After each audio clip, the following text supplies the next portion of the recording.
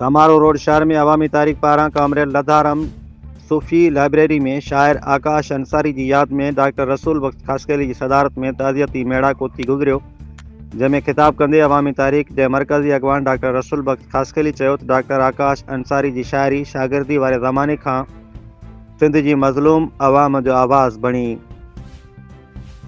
Doctor आकाश अंसारी की शाइरी में सिंध ऐं सिंधी क़ौम जो दर्द समायल है।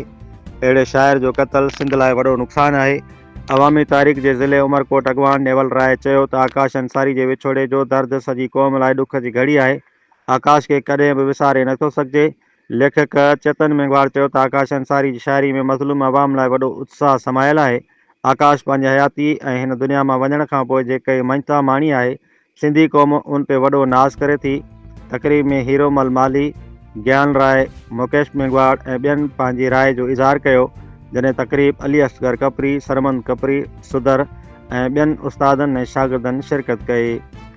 Report doctor Hemlal Waghani, divisional bureau chief.